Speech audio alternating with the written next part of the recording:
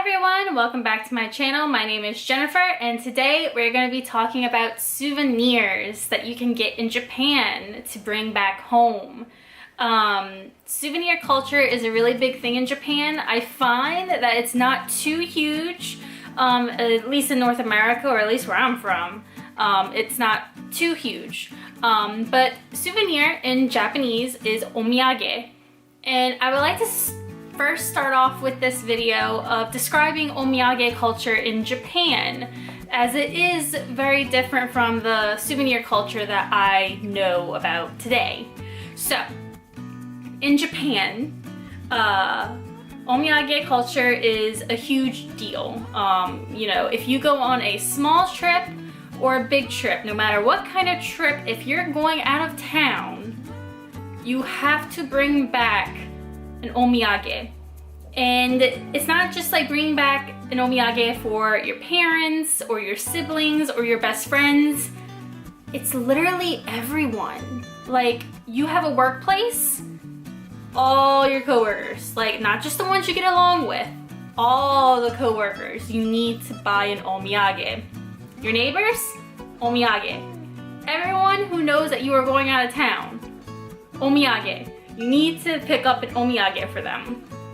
And so souvenir culture can be very, very fun in Japan because, you know, you get to shop, you get to pick some cool souvenirs, but it gets so expensive because you're buying for so many people. And so what happens is you're buying for so many people, so you're trying to think of things that you could really give people that doesn't have to be too expensive. So a lot of times when people give each other omiyage in Japan, it's typically a food item, I find. I find that it's very, very common for them to give out food items that may be very popular in that prefecture or in that country that they went to go visit. So that's a huge thing. I guess if you are really, really close to the person, you could try to give them something else besides a food item, but I find that that's a very common omiyage to hand out when distributing omiyage in Japan. Now, how it is in North America, it's kind of more complicated than that because it kind of decreases as time goes. At least my experience with souvenirs, especially from Japan and bringing them back, I find that my first trip to Japan, you know, I had a list of people who I wanted to give omiyage to. Well, souvenirs. Oh my god, I'm Japanese and English. Why? I'm gonna go back to English now. So, I had a list of people that I wanted to give souvenirs to. And I kind of ranked them by importance. Not in like importance of like who they were as a person in my life, but importance as how much money I needed to spend on them. So like my parents, who funded a big chunk of my trip, my first time in Japan, you know, I gave them priority to have like the best omiyage. I did it again. I said I would go English, and I went back to Japanese. We're gonna have some issues with this one. Souvenir! I gave them better souvenirs than other people because I felt that that was kind of like how it should be, honestly. Like, everyone else kind of got like chinky little figurines or something like, I don't know, little. Whereas my parents got like really nice things that I thought that they would actually want. And then, you know, my second time going to Japan, you know, that list of people totally decreased. It seems like in North America, at least, if you go to the same place multiple times, they don't expect souvenirs from you anymore. It's kind of like an unspoken rule. And you know, if you do give them souvenirs, it's a really nice surprise, but it's definitely not necessary anymore, I find. So now that I go to Japan so often, and I've been so often, you know, I don't really do souvenirs for people anymore, unless it's like, you know, super important that I do get a souvenir, but other than that, I don't get souvenirs anymore. If anything, I get my own souvenirs. What I do is I purchase like very souvenir-like things that people would get, and I would just keep them for myself. So what I want to do now is to show you some souvenirs that you can buy in Japan and bring back to friends and family when you are done with your trip. Here are my few suggestions of souvenirs that I think that you should check out when you're in Japan to bring back home. My first souvenir that I think would be great for really anyone is a fan. It has been hot this summer. Oh my gosh. Fans are awesome. I mean, they're used in Japan a lot, so you won't look weird if you had a fan in your hand and you were using it. Obviously, in North America, you may look a little tad bit weird, but even if you don't use it for the purpose that it has, I feel like fans are really cool to have as a souvenir because a lot of fans have like really neat designs and you can really display them around the house, and so I think it's like really neat. This one's not too expensive. I actually got this as a gift myself from someone. I don't know why, but it was a gift, so I took it. But so you know, I think it came from like a 100 yen store, so a dollar store, and I still like it. It's really nice. I actually do use it to fan myself pretty often, but it would really look cool on display too because it has like Fuji and it looks cool. So yeah, I say fans are a great way to buy souvenirs for friends and family. Now this may be a little limited for who you would buy it for, but in Japan, stationery is super, like, it's a thing. It's a thing in Japan. They love their stationery. So I suggest getting some stationery. These are cute little post-it notes of Shibas and they're cheekies. Don't you just love it? It's so cute. And then there is this thing called washi tape. It's kind of like decorative tape. So like if you wanted to like decorate an envelope, you could use this tape to do it.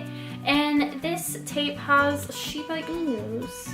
Now this one is probably like, I don't know, I feel like this is more of a self-souvenir than a souvenir that you would bring back for someone.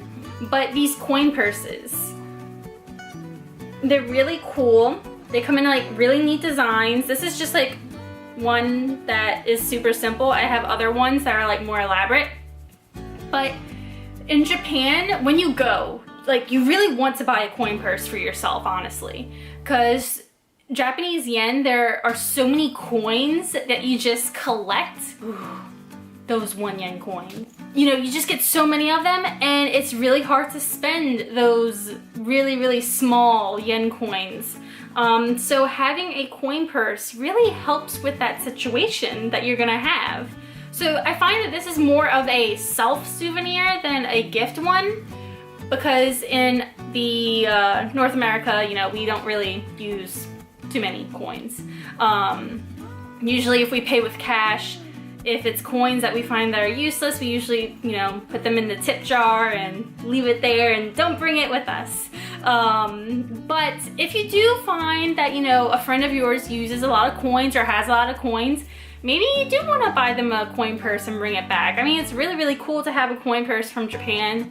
They're really nice quality. They have really cute designs, neat designs. So I think this is something that someone could enjoy if you wanted to bring it back from Japan. Another really cool idea is to buy chopsticks from Japan as souvenirs. You can buy chopsticks almost anywhere in Japan, honestly. I usually go to the dollar store, the Daiso over there, and you know, they have a really good selection of chopsticks that you could buy in many different designs. So if you are maybe buying for an aunt or uncle or your parents or grandparents, maybe you want to do these really cool, like very traditional kind of looking chopsticks. Have like really cool design, and just, it's very simple, nothing too extravagant. But maybe you're, you know, buying for a cousin, and so you want to be a little bit more comical. Maybe chopsticks like these. There you go, you can sort of see it. These chopsticks, they're like little martial arts kind of dudes, and it's a chopstick. It's comical. So, you know, there are tons of chopsticks to choose from, and so that's why I think these are probably one of the most dynamic souvenirs that you could buy in Japan and bring back to home. And even if you don't actually have anyone to give chopsticks to, it's really nice to have your own collection. These are mine personally. So I have tons of chopsticks. Tons. Never have too many chopsticks. And then last but certainly not least, I actually find this to be very challenging to bring back from Japan because airlines just do not respect your luggage at all. But if you want to take the dare, which I have taken the dare before, I say some really cool like cups or bowls in Japan. They're really, really nice, and you know, this is just like a kind of like a teacup. If the person that you're buying for doesn't really drink tea, you can always use it for like juices. But I think this is a great souvenir for anyone of any age and any interest in Japan. I feel like you don't really need to even love Japan to appreciate, you know, the craftsmanship of this. Like, look, it's so pretty. So yeah, I feel like this is a really, really good choice for a souvenir to buy in Japan. I think it would look great in anyone's house. I think it would be really good use. And even if you don't use it, even on display, if like someone that you know has like a bunch of, you know, cups on display, I think this would really be a really cute display item too, if you're not, you know, willing to use it yourself. The only thing I suggest is protect this sucker with your life. If you put it in your luggage that's going under the plane, you know, wrap some clothes around it, do something to protect this as much as you can, because it is just, it can very much break in your luggage. So if you want to take that risk, I think it's a risk willing to take, but definitely, you know, wrap it in your clothes, wrap it in some paper before putting it in your clothes. Just anything to cushion this so that way it can return home safely with you. That is my suggestion for anything like this. And those are my souvenir recommendations for you. So when you are able to go to Japan, because right now it's not looking too good, you know, go to Japan, explore, but also don't forget to check out those cool souvenirs that you could find, even if you're not doing souvenir shopping for other people. Even doing souvenir shopping for yourself, you know, self-love. Give yourself a souvenir from your trip. You'll really appreciate it in the long run. I really enjoy all of my little souvenirs that I've bought for myself over the years. Hopefully you enjoyed this video and found it very useful. I hope that it will come in handy for you in the future for your future Japan trips. Please like this video and subscribe for more Japan videos, and I'll see you in the next one. Bye!